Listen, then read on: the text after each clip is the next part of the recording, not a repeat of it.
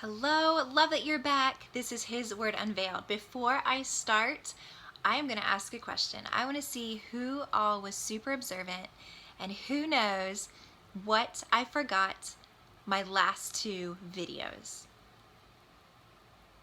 I'll give you a hint.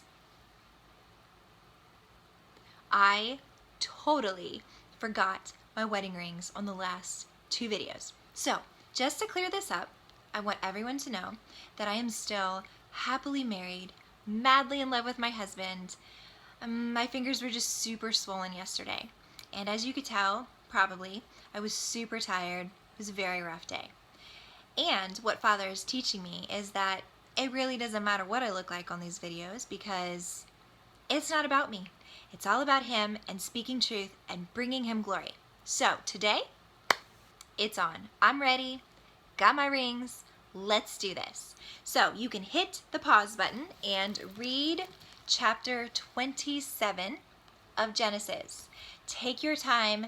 Be intentional. Let this moment, this time, and you reading just be you and God. Be for real about it. Just take it to God. Let Him speak to you. Listen, open your heart, receive everything. Let Him just take your mind and your heart in whatever direction in reading this. Just let it pierce and penetrate and do something in you. So do that. Read through chapter 27, and when you are done, jump back on here and we will do this thing together. Lord, I thank you for your grace, and I thank you for being so good and always bringing us back and reminding us what is important and what truly matters and what our energy and our time and our heart needs to be focused on. Lord, thank you for just pouring out and reminding us how loved we are and that the plan that you have for our life is so good. Appearance doesn't matter. When we're tired and we look, it doesn't matter. Lord, it's all about you. It's all about allowing you and being available no matter how we feel, no matter how tired we are, and being available for you to speak and for you to do something within us because of the power of your Holy Spirit living within us. Lord, thank you. Thank you for your presence. Thank you for blessing us with your Spirit. Thank you for giving grace. Thank you for the way that you move. We just pray that you speak today, that you meet us right here today. In Jesus' name, amen. Okay, Genesis chapter 27.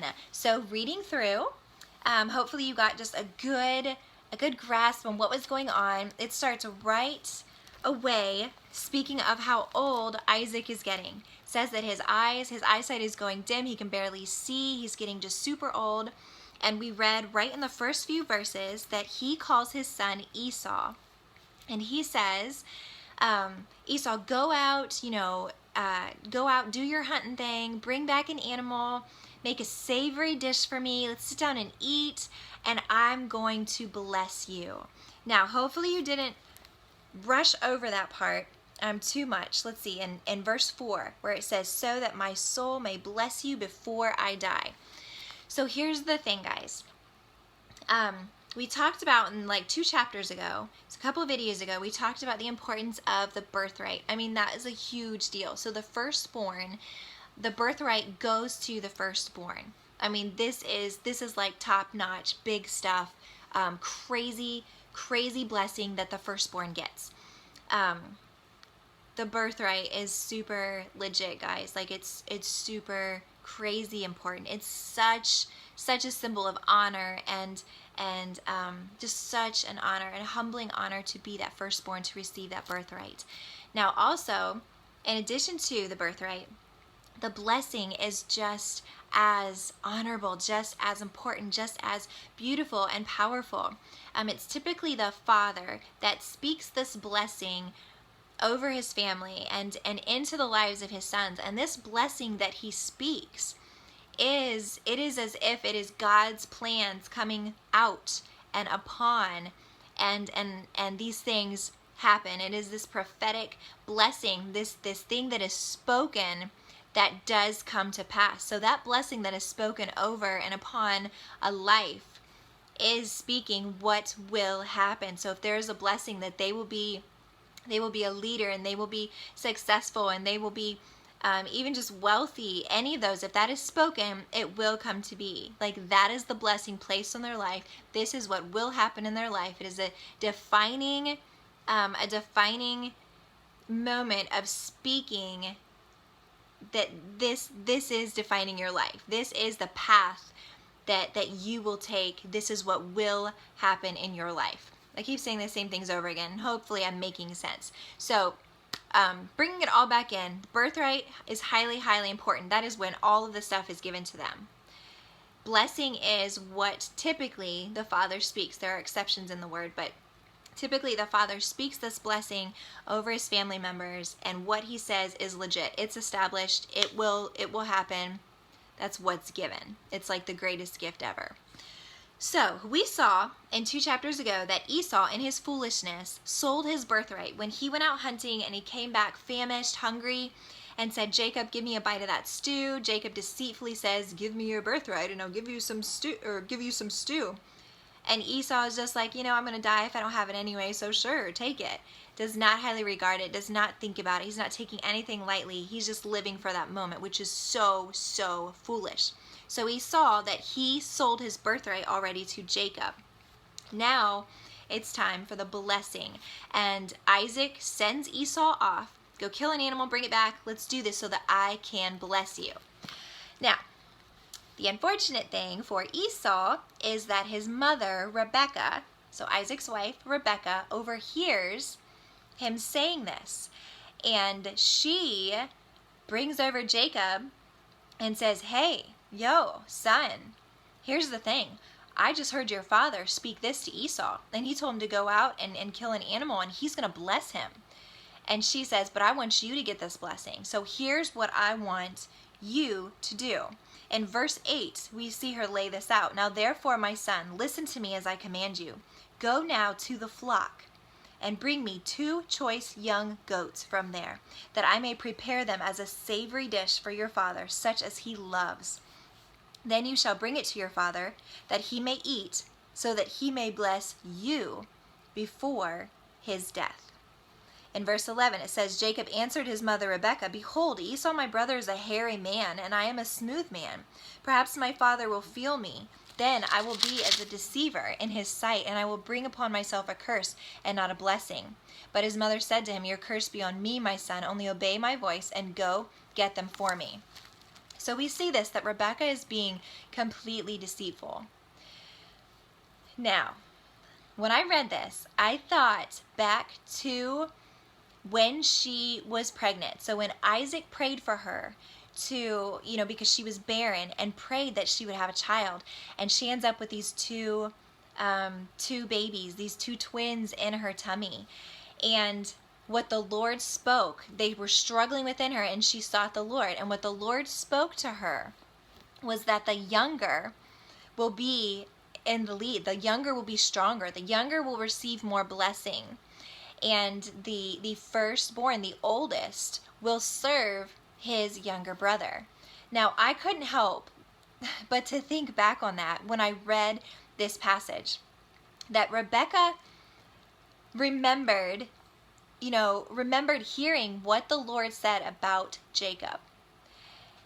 And I can't help but think, reading this, that Rebekah was like, okay, God said this, so I'm just going to help him along. I'm going to help the matter. I'm going to take the matter in my own hands, kind of like Sarah did with Hagar, and just taking control and seeing to it that it happens, that God said she'd have a kid, and she's just helping God out. And we see this same scenario with Rebekah. I mean, I can't, like, the Lord took me there. God told her this. And she is jumping ahead. She's jumping out of God's timing with this. She wants to make it happen. I heard God say it, so I know this is what, justifying this deceit and justifying what she is doing, what she is telling her son to do, to go and lie to her father, to deceive him and to steal the blessing from Esau. So she tells him, and then Jacob says, like, Mom, like, Esau's so hairy, he's going to tell the difference. And so Jacob isn't even in this, it's not right. He's in this mentality of, I could get caught. Like, what if I'm caught? Guys, let me just challenge you with that. And I was challenged with this, hearing that. I don't want to be like a Jacob in this moment, in this scenario. I don't want to not do anything bad because I'm afraid I'm going to get caught. I want to not do what's bad because I want to please my Lord, because I want to show and prove that I trust him, and trust that turning away from evil and seeking the Lord and choosing righteousness and choosing love and all of those things, that is the best life, that does bring abundance, that does bring peace. And I was challenged. I was challenged by that in that thought. And oh man, this was like probably forever ago, like forever, ever. Several years ago, the Lord challenged me with this thought, and it stuck with me. He asked me, if hell did not exist, would you still live for me? Like, I heard God speak that. If hell just was, it didn't exist. If we knew that we weren't going to hell, like if we didn't choose God, we didn't have to go to hell. If that was the case, would we still live for the Lord? Would we still love him? Would we still follow him? Would we still be a Christian? Would we? And that really got me thinking, and I want to challenge you guys with that thought. Why are you a Christian? Why are you living well, living right? Is it because you're afraid of hell? Is it because you're just trying to stay out of the bad, trying to stay out of hell? Or are we passionately pursuing the Lord because we love him, because we just want more of him, because we can't get enough of him, because we are in this surrendered adoration of who he is? Are we just loving him? Are we just doing what's right to stay out of trouble, to not get caught, to not have to go to hell? If hell didn't exist, would you still live your life according to his word?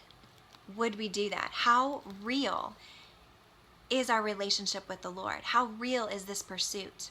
You know, is it all for the right reasons? Like, what's the behind stuff that nobody sees? What's really within us? What is our motivation? Why are we doing the things that we're doing? Why are we living the way that we're living? Just something to think about. A great challenge, and I want to always take that to heart, and I want to always check myself. It's not just a one-time decision. It's every day waking up and deciding and reflecting and evaluating and seeking the Lord for the right reasons. And just the fact that he's this holy, amazing, loving God who's pouring himself out on us. Why would we not want to be in relationship with a God like that? With a God who gives himself to us in every possible way, just laying it out. Here I am. You can have as much of me as you want. This relationship can be as deep as you want it, as powerful as you want it. That's what life in him is all about. Anyway, okay, we got like way off track there, just with that Jacob saying, you know, being afraid that he's going to get caught. But so good. Thank you, Lord. Okay, so Rebekah goes crazy with this. Like, she gets a pair of Esau's clothing and puts it on Jacob so he smells like him.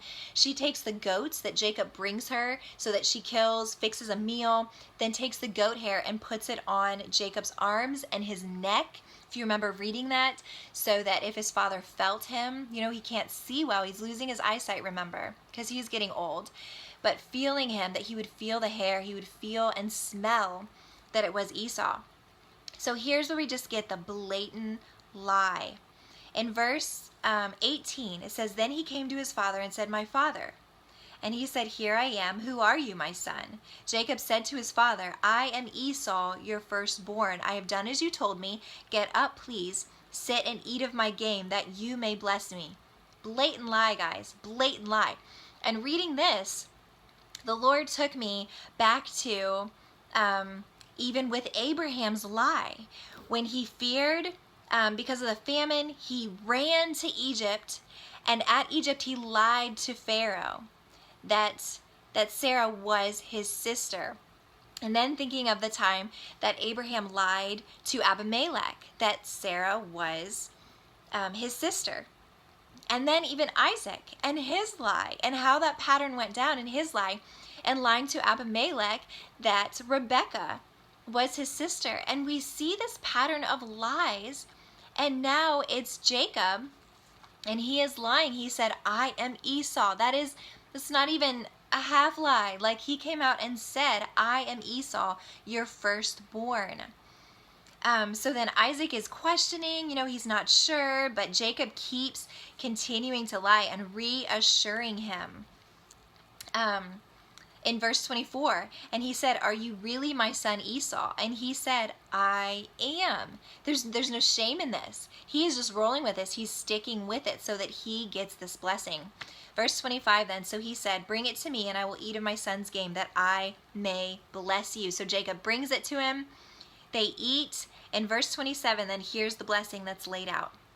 It's given. So he came close and kissed him, and when he smelled the smell of his garments, he blessed him. So he was sure then, that confirmation of, I smell Esau, because Rebekah put him in Esau's clothing. So deceitful.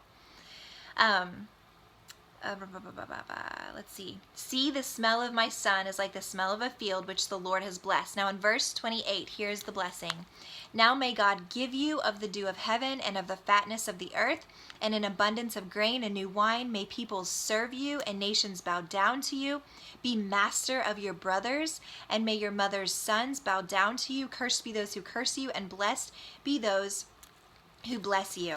So he speaks this blessing, and though it sounds just like words to us, the blessing is legit. Like, it is for real. You speak that, and again, that is that defining, send out, here's what's going to happen, here's what's upon your life, here's how you're going to succeed, here's how you're going to prosper, here's how the rest of your life is going to go covered in this blessing. And that was a for real blessing, guys. So it says, when he was leaving then, Esau is coming in. Then in verse 32, Isaac, his father, said to him, who are you? And he said, I am your son, your firstborn Esau. Because Esau came in and said, okay, here it is, bless me. He said, who are you? And he says, I am Esau. In verse 33, then Isaac trembled violently and said, who is he then that hunted game and brought it to me, so that I ate of all of it before you came, and blessed him? Yes, and he shall be blessed. Then Esau freaks out, and he's like, what? This can't be. You have to bless me still. You gave him a blessing, but bless me still. And Isaac came out and said, your brother came deceitfully and has taken away your blessing. And Esau is just like, this ain't cool. First he takes my birthright, now he takes my blessing. And he is just distraught, and he's saying, Father, give me anything. Give me any blessing. What can you give me? And in verse 37 we see, but Isaac replied to Esau, behold, I have made him your master, and all his relatives I have given to him as servants. And with grain and new wine I have sustained him. Now as for you then, what can I do, my son? And then it said that more down into it, Esau is just, he is so upset. He is so enraged. He is saying, Father, give me anything. Give me any amount of blessing. Give me something. Give me something before you die. Then Isaac his father answered and said to him, behold, away from the fertility of the earth shall be your dwelling. This is verse 39. And away from the dew of heaven from above. Verse 40 says, by your sword you shall live, and your brother you shall serve. And he continues a little bit more in that blessing, but that's all he can give him. Because when you speak a blessing, you can't take that blessing away. Once it's spoken, it is done. That's it. It's established. And so even in that blessing of what he gave to Esau, he said, your brother you shall serve. You shall serve. And this is what the Lord spoke to Rebekah when Jacob and Esau were both still in her womb, that the older will serve the younger. God spoke it. God spoke it, and that is what is coming about. So then verse 41, it says, so Esau bore a grudge against Jacob. And this is what he said, the days of mourning for my father are near. Then I will kill my brother Jacob. So Rebekah found out about this and tells Jacob, you have to leave. You have to leave. Your brother's planning this. You've got to go. She says, now therefore, in verse 43, now therefore, my son, obey my voice and arise. Flee to Haran to my brother Laban. Now remember, Haran is going clear back with Abraham. Okay, so when his father Terah It was Terah, Abram at that time, Sarai, and then Lot. They leave Ur of Chaldeans. They travel to Haran. They settle in Haran before they move on. So Nahor, Abram's brother, was in Ur of Chaldeans, but he eventually traveled to Haran. And it is Nahor's family that Rebekah was in. So Rebekah is saying, Jacob, you got to go. Go to my family, go to my people, run there, stay a while until Esau cools off a little bit and forgets that he hates your guts. So that is what she told him to do. That is where he needs to go. And this place is, so the land of Haran, it is also called, it is also called Padan Aram, but I don't see that in here. How do I know that? I guess I just know that, and we'll get into that the next chapters. But so that is where she tells him to go. Then Rebekah is still at it in this almost like manipulation technique where she approaches her husband and says in verse 46, and this is how the chapter ends, Rebekah said to Isaac, I am tired of living because of the daughters of Heth. If Jacob takes a wife from the daughters of Heth like these, from the daughters of the land, what good will my life be to me? So dramatic.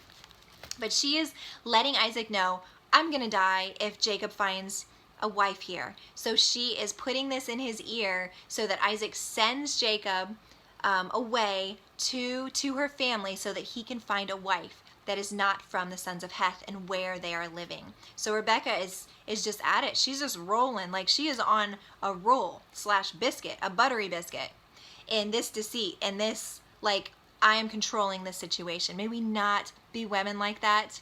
Rebekah is spoken of in such purity and such grace and such beauty and being a virgin and all this willingness we saw at the beginning. And that's what the Old Testament is, though. It brings about the humanness in these people.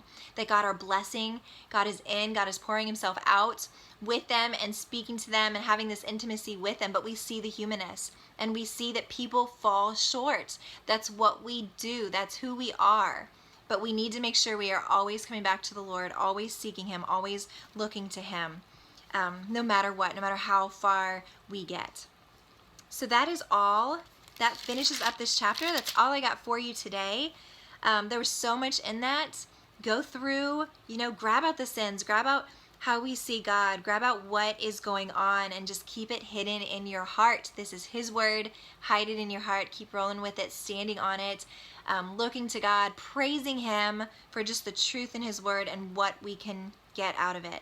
Sit still today and just listen and receive all he's speaking into your heart through this chapter specifically.